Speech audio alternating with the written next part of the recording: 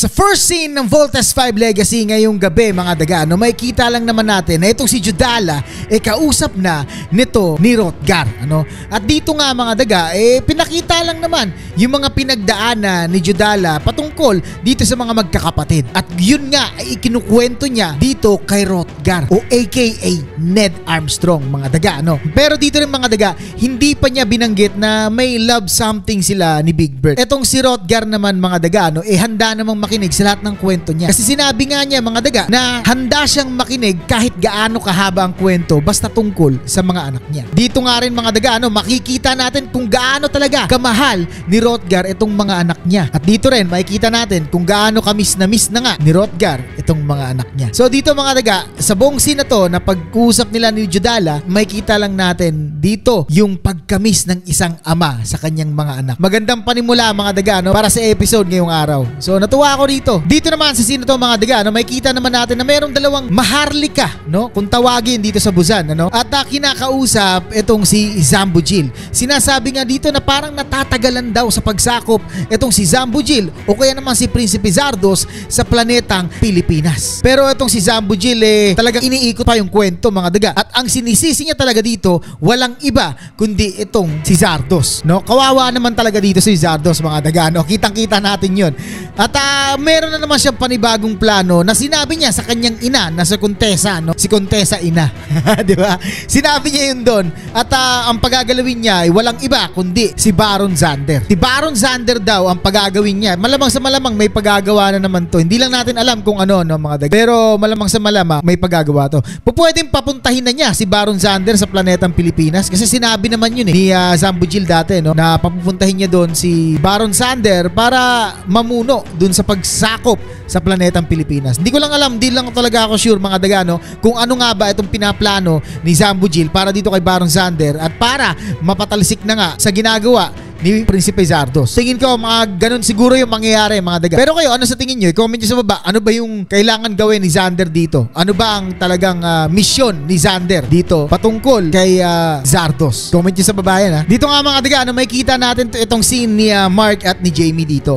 So dito lang mga daga, parang nagmamakaawa o parang kinukuha lang ni Jamie yung loob ni Mark dito. Na sinasabi niyang gusto pa rin niyang maging kaibigan itong si Mark. Dito mga daga naman, hindi ko na alam kung ano ba talaga, saan ba talaga galing yung galit ni Mark? Kasi alam natin na nagkamay na sila ni Steve dun sa something basta nagkamay sila, hindi ko lang matandaan kung saan. Pero nagkamay sila, ibig sabihin, goods na sila. Nakakapagtaka naman, bakit bumalik sa pagkaganito si Mark? Kaya naguguluhan ako dito sa istorya ni Mark mga daga. Tapos nagalit na siya kay Little John, di ba? Parang hindi, yun yung hindi ko talaga maintindihan dito sa kwento ni Mark Parang naguguluhan talaga ako. Kayo nga kung may mga nakakaalam ng kwento, bakit naging ganun si Mark o naguguluhan din kayo, ikwento nyo nga sa akin, i-comment nyo rin dyan sa baba. Enlighten me mga daga para malaman ko yung totoong kwento. Kasi baka may nakaligtaan ako yun lang naman sa akin.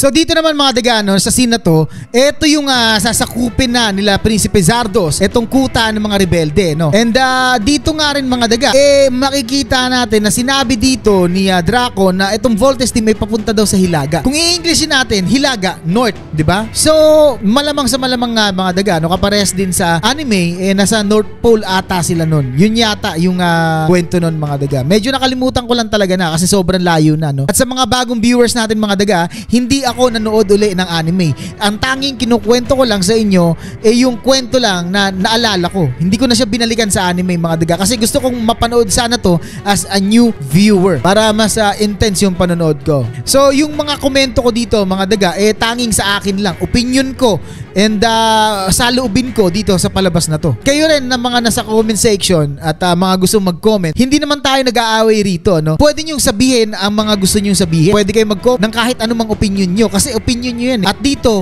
walang tama at at maling sagot. Lahat pwede mag-comment. Okay ba yun? At dito nga mga daga, makikita naman natin dito na sinabi ni Prinsipe Zardos na dito daw ay wala silang makakamit kundi tagumpay lang. Kasi nga, pag pinasugod daw nila itong Beast Fighter sa Camp Big Falcon, yung Voltes 5 ay babalik daw sa Camp Big Falcon at walang magtatanggol sa mga rebelde. At kung susubukan naman na ipagtanggol ng Voltes 5 itong mga rebelde, walang magtatanggol sa Camp Big Falcon. So maganda naman talaga yung plano dito ni Prinsipe Zardos mga daga. At dito nga, parang nagsisimula na yung intensity dito sa kwento na to. Sana lang ipakita na ngayong araw yung paglaban, no? Kung paano mag-aatakihin itong camp ng mga rebelde at itong Camp Big Falcon. Kasi dito lalabas na yung Beast Fighter. At alam ko nga itong Beast Fighter na ito mga daga, parang late na to, no? Parang alam ko medyo maaga to pinalabas dun sa anime. Hindi lang ako sure, 100% sure, pero parang ganun yung naaalala ko. Medyo maaga siyang pinalabas sa anime kaysa dito. So kayo mga daga, ano sa tingin nyo? Dito naman sa scene na to mga daga, may kita naman natin dito na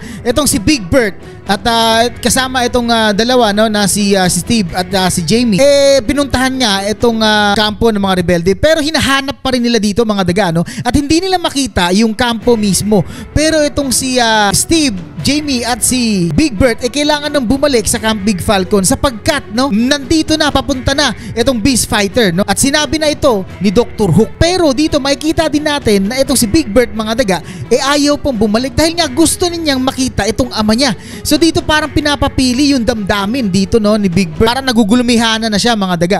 Kung ano bang uunahin niya, pupunta ba siya sa Camp Big Falcon o magpapaiwan siya dito? Parang ganun yung nakikita ko sa kanya, katulad ng ginawa niya dati, di ba? Nung iniligtas niya yung papa nila doon sa kuweba. So grabe, pa-intense na ng pa-intense. Maganda na yung episode ngayon, nararamdaman ko na uli mga daga. Dito nga mga daga, sinasalakay na nga dito itong kampo ng mga rebelde. Nandito nga rin si Rotgar mga daga, makikita natin yan. At etong si Gart naman mga daga, sinasabi na humingi na daw sila ng tulong dito sa Solar Bird. Paano na to mga daga? Paano na? Anong mangyayari dito? Grabe, sobrang intense na, nararamdaman ko na talaga. Dito nga rin mga daga, sinabi ni Rotgar na hindi to pwede. So hindi pa pwedeng tumulong itong Solar Bird dito. Talagang grabe, no? Talagang itinatago nga talaga ni Rotgar itong Solar Bird dito sa mga Busan. Kasi ito yung parang pinaka-secret weapon nila. So, my God, hindi ko na alam. Ang ganda, ang ganda. Dito nga rin mga daga, meron na nga kumontak dito sa CBF na humihingi na saklolo, no? Ito yung rebelde, malamang, no, yung mga rebelde.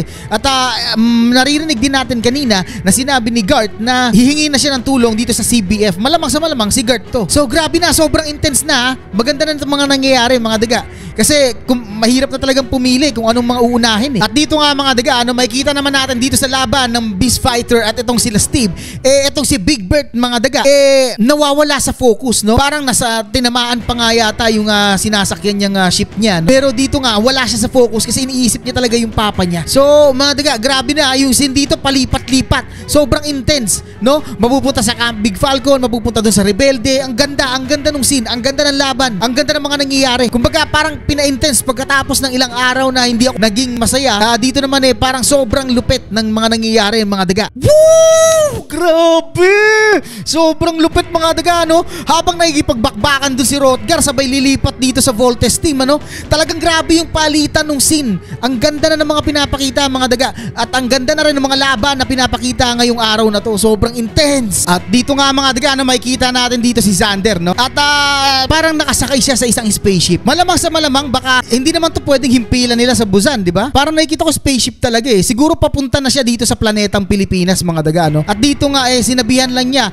itong si Zardos na ito na yung huling pagkakataon ni Zardos, no, para tapusin itong laban na to dito sa planetang Pilipinas. So alam naman natin mga daga na hindi talaga matatalo ni Prinsipe Zardos yan. Ngayon napapaisip tuloy ako mga daga, no, ano ang mangyayari kay Prinsipe Zardos? Ano ang mangyayari sa mga susunod pang araw mga daga? So eto na ba? Malapit na? Ramdam ko na kung eto na ba yung malapit ng katapusan mga daga? Oh my God, oh my God. Dito nga mga daga, sinabi na rin ng mga kasama ni Prinsipe Zardos na gagawin nila ang lahat ng kanilang makakaya para talunin itong Voltes 5. Either way daw kahit saan, no? Kung matalo nila yung mga rebelde, tagumpay pa rin yun. Kung matalo nila yung Camp Big Falcon, tagumpay pa rin yun. Pero baka wala maski isa doon ang makuha ni Prinsipe Zardos at matalo siya ngayong araw. Ano ang susunod na mangyayari sa kanya? Oh my God. Doon ako napapaisip talaga mga daga. Shit! Sobrang intense nito daga. Nandito na nga nakikipaglaban na sila at minamadali na rin sila ni Dr. Hook dito mga daga, no? para labanan itong Beast Fighter na kaharap nila. Kailangan daw nila matalo to. At syempre kailangan ng tulong ng mga rebelde, no, nila Hrothgar doon sa kampo nila. Oh my God, sobrang intense. Ang ganda, ang ganda, ang ganda. Oh my God, at doon nga mga nagtapos itong episode natin ngayong araw. Sobrang ganda ngayong episode na to ha. Sobrang hindi ko na ito yung gusto kong makita. This is what I'm talking about, daga. Grabe to. No, yung salita nung scene, no, galing sa rebelde papunta sa CBF. Hindi mo na rin yung utak natin na manonood, mga daga, parang pinaglalaruan na, no? Parehas na yung kasabay na yung puso, kasabay na yung pagkabog ng dibdib natin. Ano bang uunahin nila? Ito bang Camp Big Falcon? Ito bang mga rebelde? Kailangan na ba nilang tapusin itong Beast Fighter na to para matulungan itong mga rebelde? Hindi na nila alam mga dapat nilang gawin dito. Pero ang masasabi ko lang, this episode is super intense, mga daga. Maliban dun sa mga episode na nadaanan natin ha. Pero dito, bawing-bawi. Kaya mga daga, kayo, gusto kong makita sa comment section yung masasabi nyo kung ano ang naramdaman nyo rin dito sa episode na to, mga daga. And syempre, huwag nyo kalimutan mag-like, share, and subscribe. No, huwag nyo kalimutan, syempre yan. At sa mga gusto pang umorder ng MTCL lanyard natin, mga daga, yung link nasa description. Okay ba yan? So wag na natin patagalin to, mga daga. Hanggang sa susunod na video, kita-kita tayo uli. Excited na ako eh. Peace!